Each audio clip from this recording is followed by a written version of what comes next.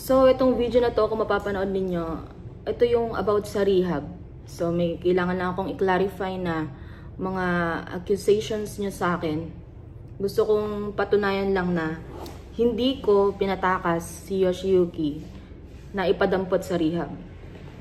Panoorin nyo na lang to. Alam nyo naman kung bakit may video para alam nyo din na yung totoong nangyari. Umpisahan natin yan sa sinabi ni Mami nga na tinakas daw kasi sinasabi nyo pinatakas ko yung isa. To make this story short, paligoy-ligoy pa. Unang-una, hindi ko siya pinatakas. February 13, nagpunta kami ng Manila, dun kay Mami nga. Inabutan ako ng calling card nung tita niya. At di syempre, kinausap nila ako sa loob na iparehab nga kasi matagal na palang gustong iparehab ni Mami. Dun pa man sa past ex niya kasi yung ex niya sinasabi daw ayaw ni Yoshi nga daw. Adi ako, natouch naman ako kasi hindi naman porket i-rehab ka, addict ka, ganyan. Basta, ang ganda ng rehab. Chinek ko din bago ko talagang pinag-isipan. Ang nangyari, set up. So, paano niya sasabihin pinatakas ko? Ako mismo ang nagturo ng bahay namin. Sa kapatid niya. Nagpunta yung kapatid niya dun sa bahay namin. Ang pangalawa, dahil nga hindi agad-agad makukuha siya na pagpabukas na yung pagkukuha sa kanya. Hindi inabot na ng gabi. Kausap ko pa rin si tita, yung tita ni Yoshi. Tsaka si Mami. Pinapunta ko sila ng kabaratuan. Nag-check-in kami. Dun sana siya makukuha ng rehab. Ito yung video. Papakita ko sa inyo yung video. Ito yung nag-check-in kami. Talagang buti na lang may video ako na ganito. Sinasabi ko sa video na nagre-record ako kasi alam ko magtataka kayo kapag nakuha siya. Bakit wala rin si Yoshi sa mga video? Ito. Hintayin kita. I am yan, baby. February 15. Hintayin kita. Yan. So, andito kami sa White House. Sorry, baby. Pero, tandaan mo, dito tinarito. Gusto ko lang mapapabuti rin sa'yo sana, kaso wala Kailangan mo rin talaga to. Masasalamatan mo rin ako. So, ngayon yung sabihin sa akin, tinatakas ko siya. Namamaalam ako. Sorry, baby. Pero, ang nangyari, nasa kwarto na siya Puput na talaga siya kung ano. Sabi ko dun sa kapatid niya, huwag mo na pumasok kasi nga nasa labas siya. Ang ginawa, ang nangyari, biglang diretso sila Mami. So, expected mo na, tatakas talaga tong isa. Yung susi na nasasakyan siya, nasa loob ng sasakyan, huwag mo nang pumasok. Sabi ko dun sa kapatid niya. Nagbubra kasi yung convo ng kapatid niya kasi baka makita ni Yoshi. Nakausap ko yung kapatid niya nung time na yun. Sumakay na sasakyan, tapos nung nasasakyan na, nag-charge siya ata siya sa sasakyan kasi walang yung adapter. Adi nasasakyan siya. Pagbaba niya ng sasakyan, 1 minuto lang, nakaupo siya. Yung susi na sasakyan, nandun sa may kay Geto. Nilala niyo naman si Geto, no? Di yung susi, talaga naaligaga siya at kasama kay friend ko na yun. Alam niyang time na yun, dadamputin na talaga. Tapos ang balak, ihatid namin si Mami sa Manila. Pero hindi nga nangyari kasi nga, biglang sulpot. Dire-diretso talaga si Mami. Yun lang naman ang naging problema pero makukuha naman siya na rehab sana. Ang ginamit niya si Geto, yun. Takbo siya. As in sa akin niya, wala nang tiwala Kung alam niya lang, ayaw niya akong pag-drive nun kay Geto. Wala ka ako.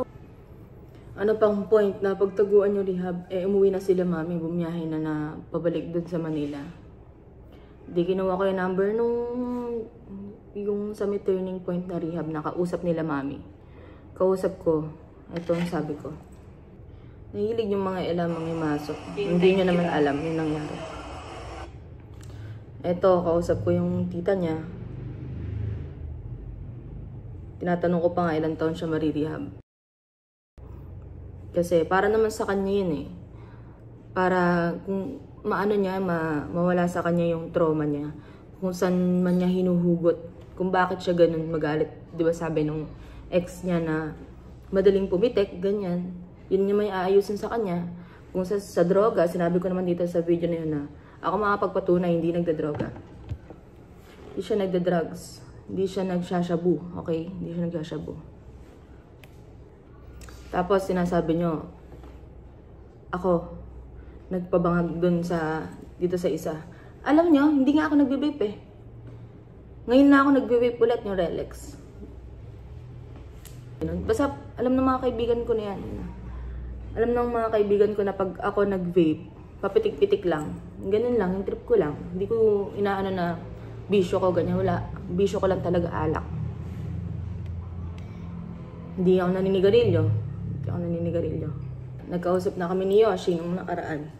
Nag-aayakan pa kami niyan sa SM kasi pinilit ko siya na kung talagang gusto niya na maayos yung relasyon namin. Na pagyari naman ng rehab niya, pwede naman maging okay ang lahat, di ba? Para sa kanya naman yun. Pumayag siya, iyakan kami sa sasakyan. 28, atapusin lang tong monthsary namin. Kusang loob na siya na magpaparehab. Sinabi ko naman kay Tita Carmen yun. Tapos, ito rin yung conversation namin nung rehab nga na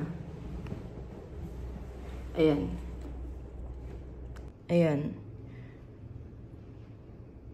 Ang nangyari na to pala nung after nung makatakbo si Yoshi, nung nakatakas siya. Sabi kong ganun, hingin ko na lang yung number kasi kung sakali babalikan niya ako kasi wala naman ako service. Naka-check-in nga. Sir Joseph po ba ito? Yes, ma'am. Ayan. Sir Joseph. Pasensya na po, kagabi wala pong charger ng Type-C. Wala. Tumawag ako sa telepono ng White House. Wala silang Type-C, Android. Yung, alam mo yung maliit. Ganun. Pasensya na po, kagabi wala charger ng Type-C. Ikot ko nga. Pasensya na po, kagabi wala po charger ng Type-C. Di po matawagan. Nakipagkita po kagabi pag napas ng hotel. Kaso nung yun nga ito, paglabas namin, wala na sila. Kakaalis lang daw.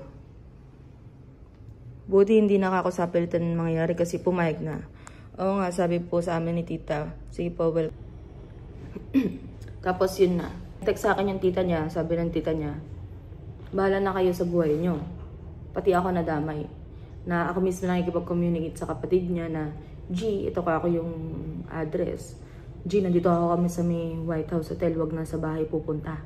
Kasi kasi sa bahay, pwedeng makaalis pa siya. Diba? So, ayun. Nilinaw ko lang din para alam ninyo, hindi yung masyado kayong nakarinig lang kayo ng ganito, ganyan. Yan ay pinaliliwalaan ninyo. Siyempre, natural nanay, maintindihan mo yung galit, pero yun nga, sana hindi kayo kagad yung mapanghusga na pinatakas. Hindi pinatakas. Siya mismo yung umalis, yung tumakbo.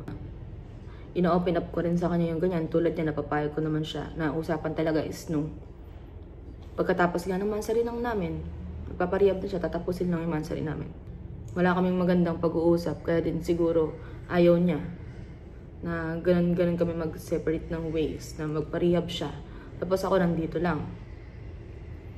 Pero yun nga, sa peace of mind niya, kailangan kong ikat tong isa, yung ex ko na kalivin ko dati dito, kailangan kong mag-cut ties sa kanya. Para pumayag siya, tapos yun, okay na, magiging okay ang lahat. Tapos ito pa pala, i-clear ko lang din yung accusation niya sa akin na ako yung kausap niya yung about sa marijuana. FYI, nasali lang po sa mga screenshot yung mga babae nakakausap niya. Kasi, di ba may issue nung time na kami nga yun, nag-boom na yung kaming dalawa. Sa may screenshot na salid doon may kausap siyang babae, hindi po ako yun. Hindi rin ako nagpunta sa kulungan na binibisita siya. Uulitin ko, hindi ako nagpunta sa kulungan na binibisita siya na nakikipagbembangan sa kanya. Ibang babae po yun. Never ko rin siya inalok ng marijuana, ganyan. Kasi nga, hindi nga ako nagbibisyo. Kung gusto niyo rin makita kung kailan kami nagkausap, tapos yung inaakaso niyo sa akin na anong date yun? Nasa kulungan pa siya, di ba? Ito lang yung usapan namin. November 23.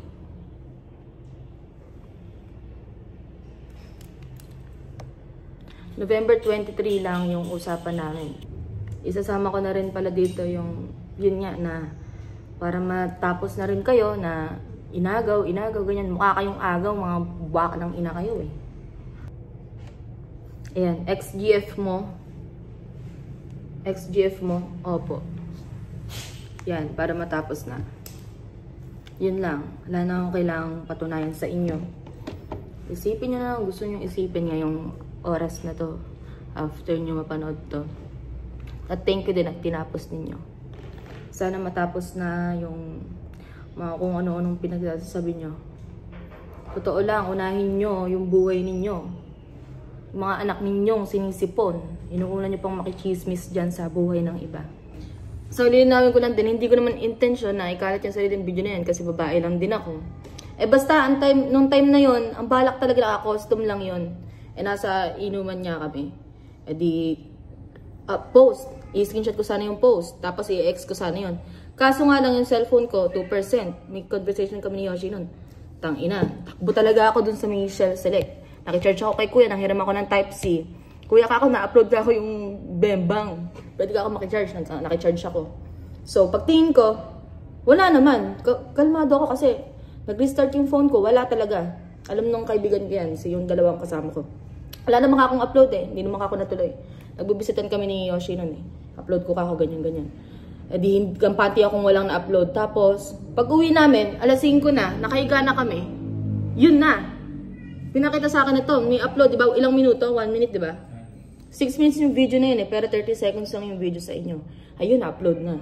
Binura ko kagad, tapos may nag-chat na, oy, in-upload mo yung ano. Binura ko kagad yun. Yun lang, para malinawan kayo. Hindi ko may tatanggi yan. Kagagahan ko yan eh, pero hindi ko nga nina-normalize yung ganyan. Sabi ko nga sa daily update ko, hindi ko nina-normalize yung nangyari na bembangan na ganyan.